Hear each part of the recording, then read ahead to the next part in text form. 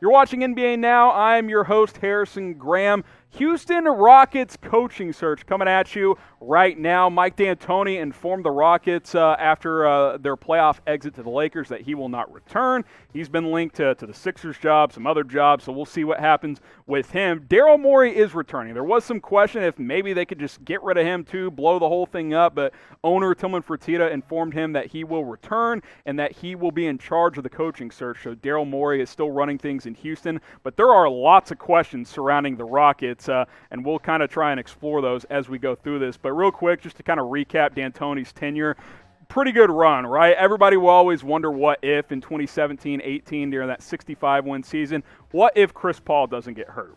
What if they don't miss 27 threes in a row in Game 7 against the Golden State Warriors? Those two questions, we will never know what could have happened if things went a little bit differently. Maybe we're talking about the hottest head coach in the NBA, Mike D'Antoni. Instead, he is now out in Houston.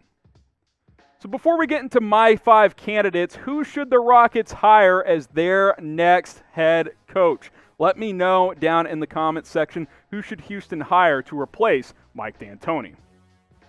So I've got my 5 candidates the Rockets could turn to replace D'Antoni on today's show. Let's go ahead and start with, and I'm surprised we're not hearing this name more, Billy Donovan. Hello, he coached Russell Westbrook to an MVP a few years ago in Oklahoma City.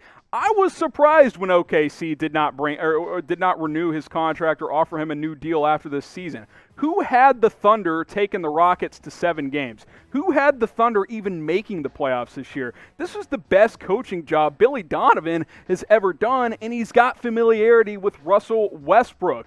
This is what Russ did under Donovan in his MVP season in 2016 and 17. 31-point triple-double and 34.3% from 3 doesn't sound great, but it's the best of his career.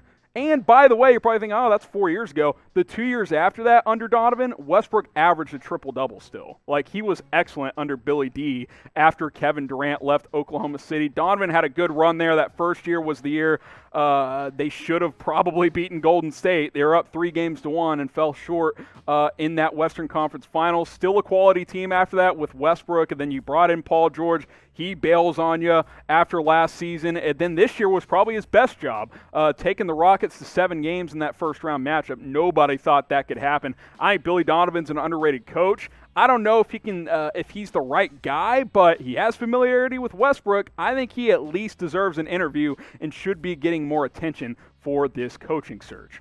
Before we get to our next coach here, we need more NBA subscribers. The NFL is back, and the bosses have told us, hey, the last 2 weeks or so, we're getting way more NFL subscribers than NBA subscribers. So help us out. Let's help flatten it out. I'll just do a little chart here. This is the NFL subs, NBA subs. Got to even this out here. Help us out. NBA videos going up on the channel every single day, so go ahead and subscribe right now.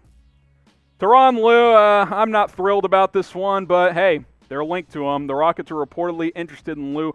I will say this about Ty Lue compared to some of the other recycled coaches, if you will. He kind of got a raw deal at the end of his time in Cleveland, didn't he? LeBron leaves, and then you get 6 games and you get fired. Like, what did you expect him to do? It was a total rebuild after LeBron left. Everybody was gone at that point. Kyrie was gone. Kevin Love was banged up. Like, what was he supposed to do? You give him 6 games? Like, I think that was a bit of a raw deal, the way his time ended in Cleveland. He did win a title. Now, when you have LeBron, you're always in the mix, but I don't think he's like on Mark Jackson's level, for example, where Mark Jackson couldn't win more than a playoff series with the Splash Brothers, and then Steve Kerr goes in there and wins 3 titles in 5 years. Like, I don't think Tyronn Lue is low of a recycled level as Mark Jackson, but that being said, not super excited about this idea. Does Ty Lue deserve another chance as a head coach? Type Y for yes, type N for no. I think he does.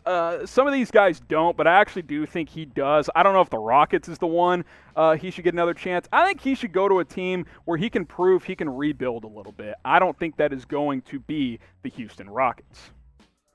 Another Clippers assistant here, and hey, shout out to that throwback Cassell player photo we got on screen for you guys.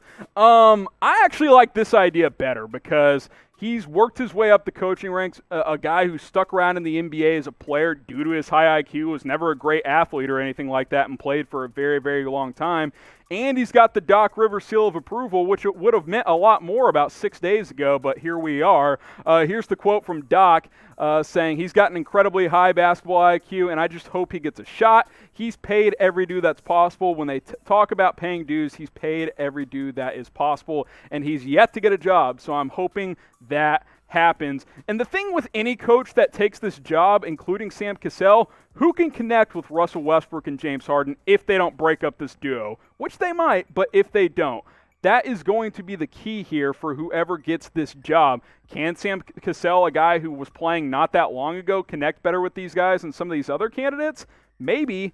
It'll be curious to see how this plays out, what Darryl Morey decides to do, and what he's looking for in a head coach. I'm intrigued by Sam Cassell. He doesn't have the head coaching experience, but we saw Steve Nash, what was Steve Nash's resume? High basketball IQ, a guy who stuck around in the NBA and can connect with players. Very similar to Sam Cassell.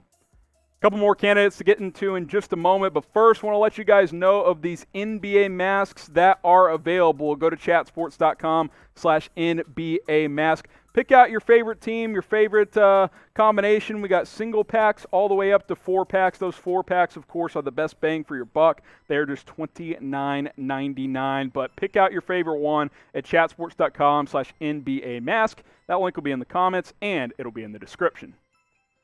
How about Kenny Atkinson, a guy that, a little bit surprised when he got fired from the Nets head coaching job, but then it became clear that that was a Kyrie and Kevin Durant move. They did not want Atkinson to be the guy. So can he connect with Westbrook and Harden? That's the question. I thought he did a good job of getting the most out of the young pieces in Brooklyn over the past couple of years.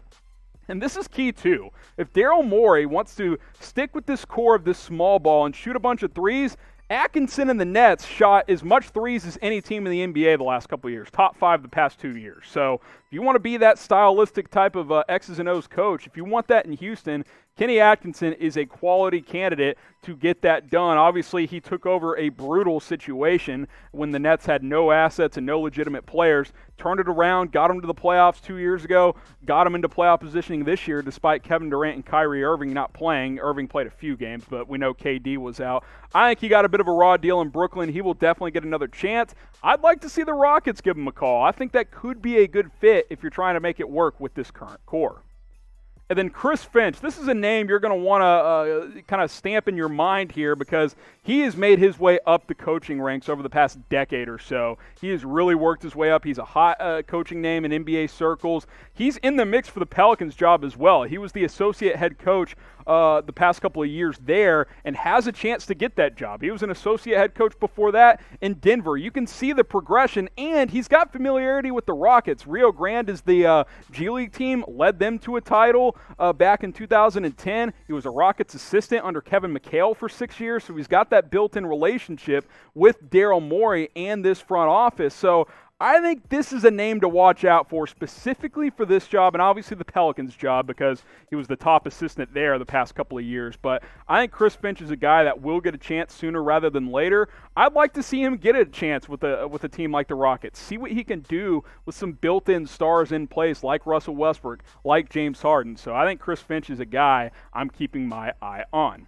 So I started with this question. I want to ask it one more time. Who should the Rockets hire as their next head coach? I went through my 5 guys. If I missed someone, you can let me know. But go ahead and answer this question. Who should the Rockets hire to replace Mike D'Antoni?